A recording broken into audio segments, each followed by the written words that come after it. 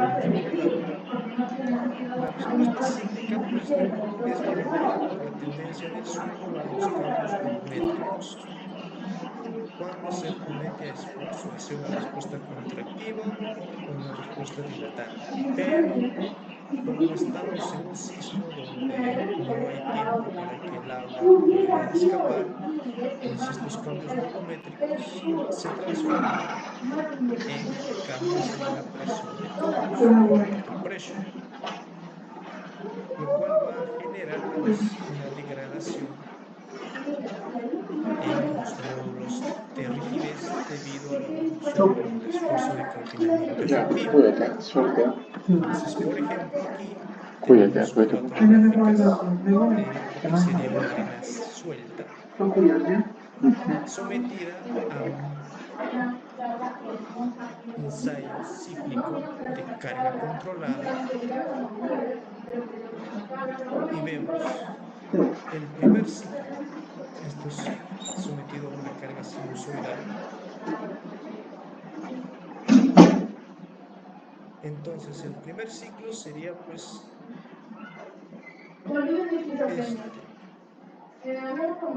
sube, baja, sube. Nuestro primer ciclo. Que aquí vamos a hacer un zoom. Vemos que del ciclo son 4 diagramas. Vamos a hacer un zoom. El primer diagrama es el esfuerzo de formación. Esfuerzo de corte de formación. El segundo diagrama es el de trayectoria de esfuerzos. Este es el esfuerzo efectivo normalizado versus el esfuerzo de corte. Este de aquí es las deformaciones versus los números de ciclos. Y este de aquí es el esfuerzo vertical efectivo normalizado, por decir uno menos el exceso de presión de poros versus el número de ciclos. Entonces, cada número aquí nos indica el número de ciclos. Entonces, lo que acá notamos es que del ciclo 1 hasta el ciclo 15, incluso hasta el ciclo 20, no hay una degradación importante de la rigidez del material. En otras palabras, la rigidez sigue siendo casi la misma, no se ha degradado mucho. Nada más ha bajado por acá. A diferencia de ya en el ciclo 25, donde la rigidez está, pues, miren ese gran cambio en cuanto a la rigidez. Ahora vamos a ver por qué pasa eso.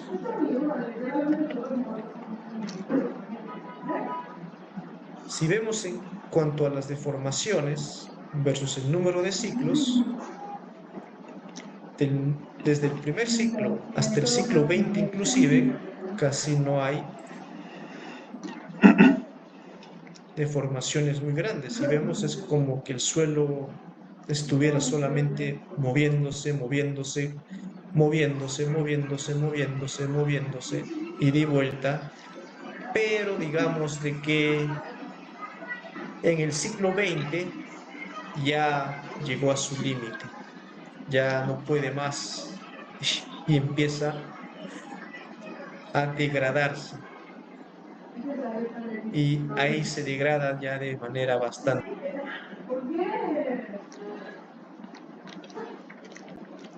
rápida, de manera dramática. Si lo vemos, se empieza a deformar otra más. En el siguiente ciclo se deforma al punto 2, más.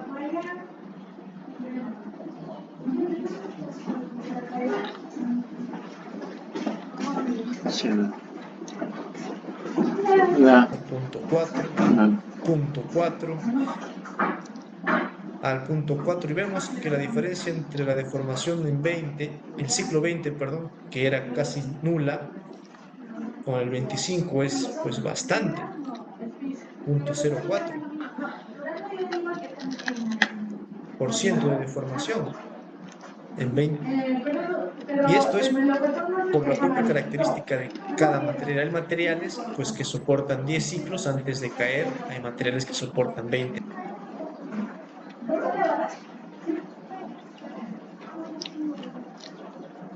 ciclos, algunos soportan 15 ciclos. Y lo usual es pues que los sismos de gran magnitud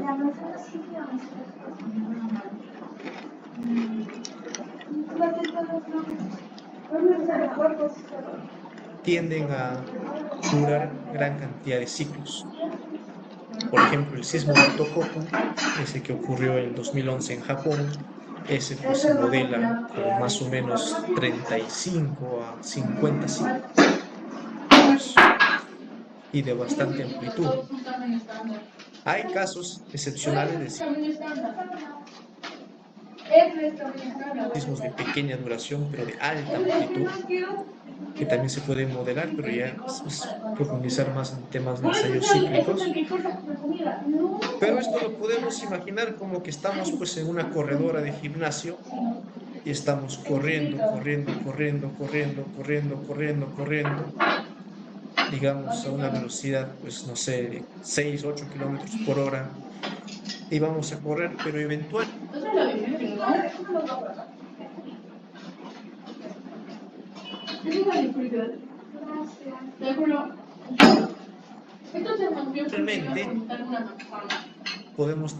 todos tenemos una resistencia. Algunos van a aguantar pues 42K, otros van a aguantar 10K, otros van a aguantar. O sea, se puso bien rara en un colono y después de la edición dice con todas. Pero eventualmente todos vamos a llegar a nuestro punto de que no vamos a poder resistir más y vamos a tener que apagar la máquina o nos vamos a desmayar. Y es justamente este punto de aquí. Y eso se ve en la trayectoria de esfuerzos de la siguiente manera. Vemos que la reducción del esfuerzo de confinamiento es constante. Esa es constante, constante, constante, esa sí es constante.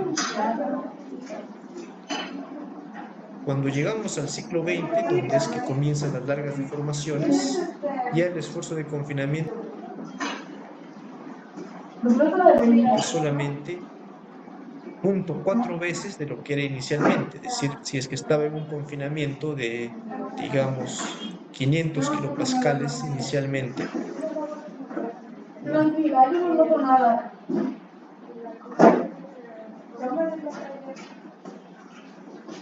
Si estaba en su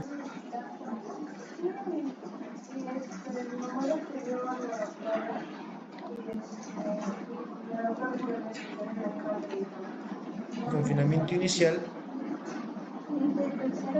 ahora solamente va a ser la cuarta parte. Vamos a tener solamente 200 kilopascales.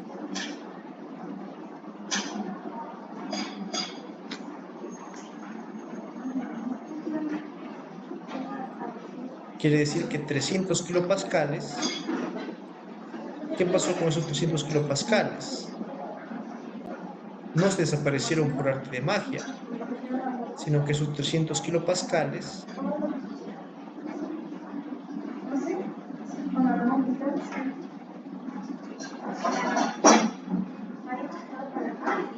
se convirtieron en exceso de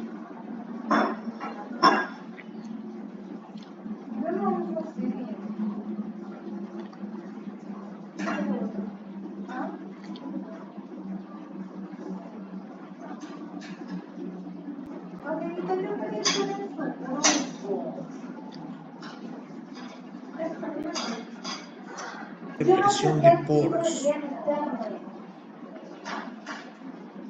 Y cuando ya llega el ciclo 20 y comienza las largas deformaciones que vemos aquí, vemos que a partir del ciclo 20 ya empieza un ciclo enorme, otro ciclo enorme, otro ciclo enorme, y ya empiezan las largas deformaciones.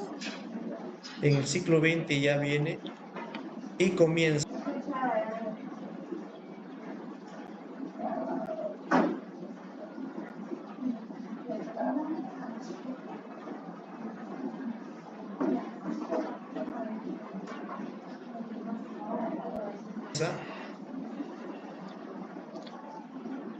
a tomar una forma de mariposa, la famosa butterfly shape, donde ya empieza a tener pues esfuerzos de confinamiento muy pequeños hasta casi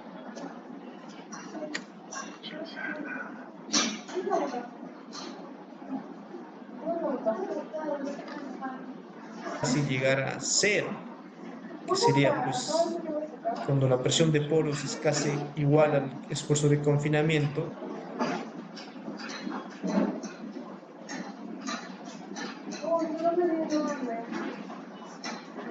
Y el esfuerzo de confinamiento que va a tener es casi cero. Y si lo justamente lo que vemos aquí. En el primer ciclo, pues, uno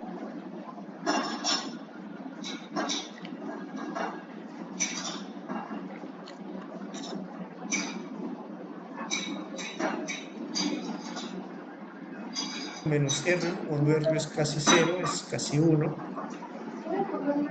va bajando 0.8, 0.6, en el ciclo 20 está en 0.4 como vimos, y luego ya vienen los ciclos grandes y esto empieza a tender y llega hasta casi 0.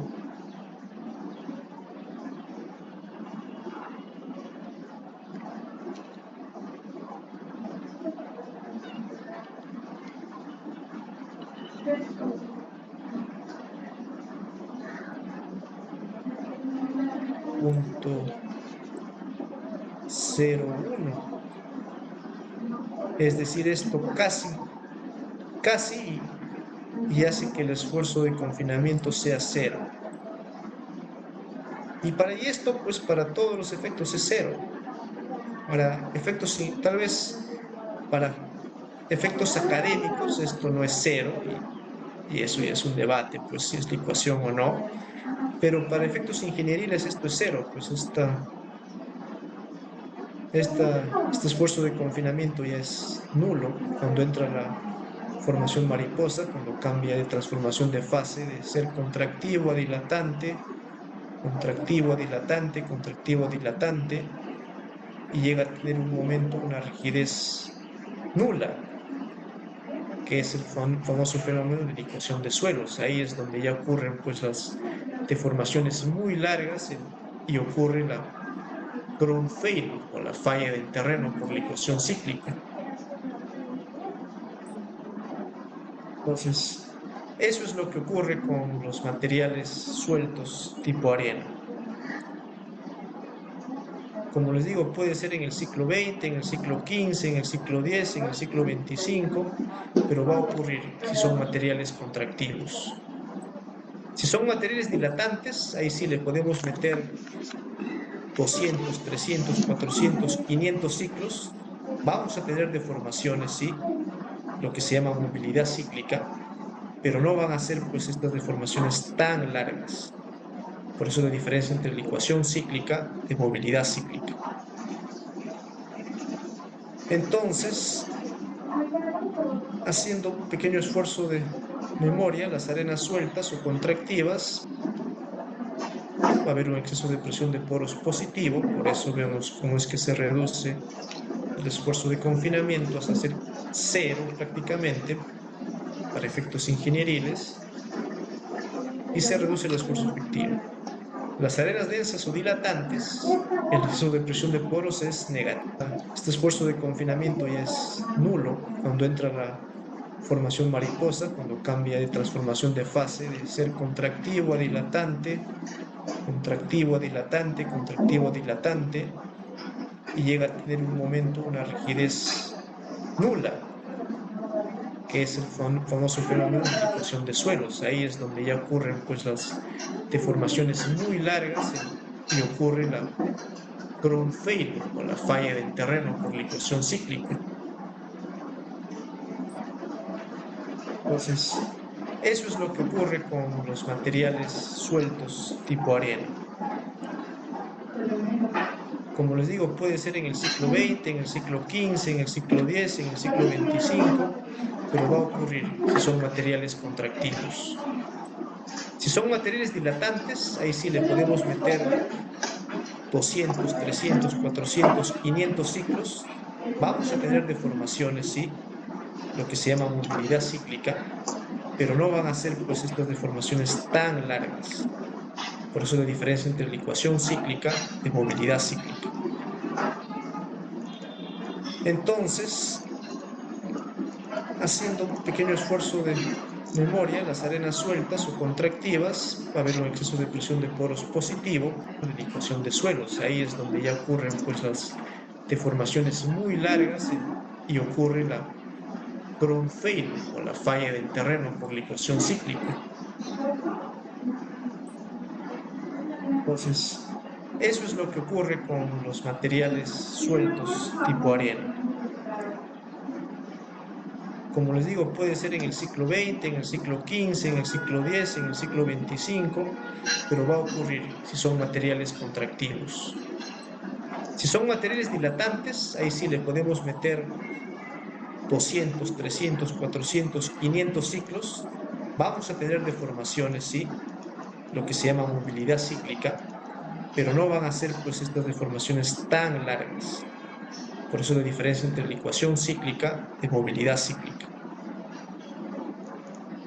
Entonces, haciendo un pequeño esfuerzo de memoria, las arenas sueltas o contractivas, va a haber un exceso de presión de poros positivo, por eso vemos cómo es que se reduce el esfuerzo de confinamiento hasta ser cero prácticamente, para efectos ingenieriles, y se reduce el esfuerzo efectivo.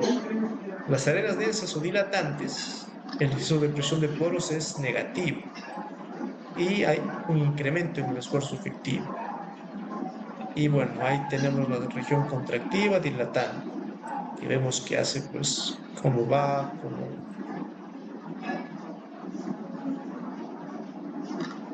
cómo va bajando, cómo va bajando, cómo va bajando hasta que llega aquí y acá ya hace su cambio. Y luego viene por aquí y hace la formación mariposa. ¿Y por qué es importante esta formación mariposa? Que esta formación mariposa no es más que contractivo, quiere decir que está reduciendo su trayectoria de esfuerzo, su esfuerzo de confinamiento efectivo. Pero cuando llega dilatante, incrementa su esfuerzo de confinamiento efectivo hasta llegar a la falla. Cuando llega a la falla, vuelve a la zona contractiva, donde sigue reduciéndose hasta llegar aquí a la otra superficie de transformación y aquí otra vez aumenta porque es dilatante hasta llegar a la superficie de falla donde nuevamente vuelve y así, y es por eso que se forma esta forma de mariposa. ¿Por qué es importante esta forma de mariposa de acá? ¿Verdad? Hay que recordar que cuando ya estamos en esta zona, estamos en una zona pues de esfuerzos de confinamiento muy bajos, 0.2 de lo que era inicialmente el esfuerzo de confinamiento. Es decir, si teníamos 100 kilopascales, ya para no ir muy alto, su 20%, pues ahora estamos con 20 kilopascales de confinamiento. 80 kilopascales se han vuelto presión de poros. Es decir, hay 80 kilopascales de presión de agua. Si imaginamos nuevamente nuestro suelo como un sistema trifásico, bueno, bifásico porque estamos imaginando que el suelo está saturado. Entonces el agua pues tiene un exceso de presión de poros de 80 kilopascales que está presionando, digamos, a la parte sólida. ¿Y esto por qué es importante? Bueno, acá nuevamente unos esquemas de cómo se comporta, pues, el comportamiento contractivo se reduce, en la parte dilatante se incrementa. En la parte contractiva se reduce, en la parte dilatante se incrementa. Recuerden eso. Contractivo significa que se reduce el esfuerzo. ¿Por qué? Porque hay un incremento en la presión de poros positiva. Y en la parte dilatante, la variación o el exceso de presión de poros es negativa y por eso se reduce, pero esto luego vuelve a bajar y se forma la forma mariposa. Esto se llama la superficie de transformación de fase, descubierta por el profesor Ishihara allá por el año 76. ¿Y por qué es importante esto? Acá se puede ver ya de manera más artística de lo que podía dibujar, disculpen la falta de arte. ¿Por qué es importante esto? Pues, ¿qué vemos aquí? Esta es una respuesta típica de las sueltas en el espacio PQ, ojo, quiero que eso quede claro. En esta zona, que es cuando ya se generan pues las deformaciones muy largas, cuando las rigideces tienden a ser cero y ocurren las fallas, ya porque las deformaciones son muy largas, hay desplazamientos grandes, el terreno falla por licuación. Ahí es que tenemos lo siguiente. Eventualmente, la trayectoria de esfuerzos efectiva se va a estabilizar. ¿Por qué? Porque el sismo no dura para siempre. El sismo va a tener una duración. Lamentablemente, en esa duración, pues va a generar un nuevo estado de esfuerzos. Cuando antes que llegue el sismo, estábamos felices como lombrices aquí, en un estado de equilibrio, pero de pronto nuestra muestra, digamos, estaba en equilibrio, bueno, si estaba isotrópicamente consolidada, estaba feliz, tranquila, en equilibrio, cuando de pronto le someten a esfuerzos cíclicos. Y lo que nos dice Newton es que pues todos los cuerpos eventualmente van a tener que estar en equilibrio. Entonces, este sismo o esta alteración del estado de esfuerzos eventualmente va a tener que acabar. Pero cuando acabe y llegue a su nueva condición de equilibrio, sabrá Dios con qué nuevos esfuerzos,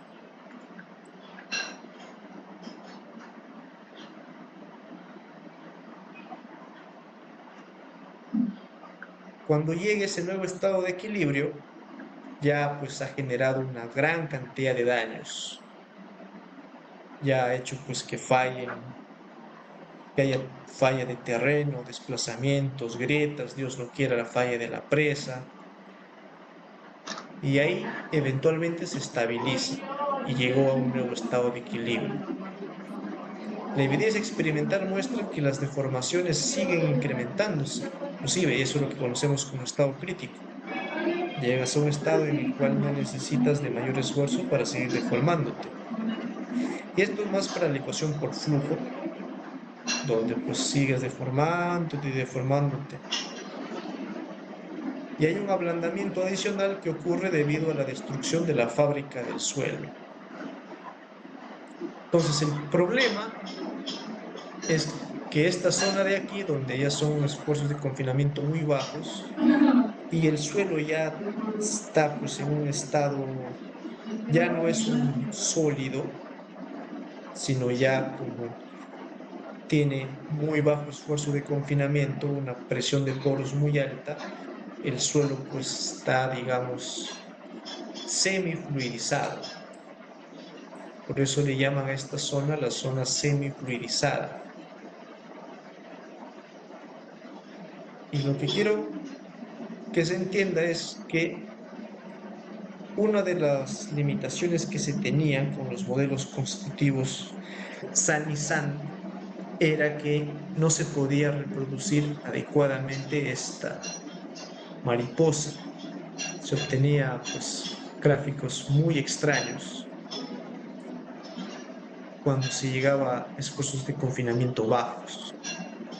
Y entonces, al no poder reproducir todo este espectro de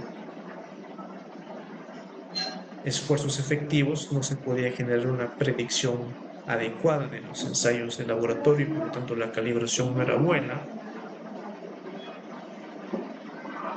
Y por eso es que al modelo San y San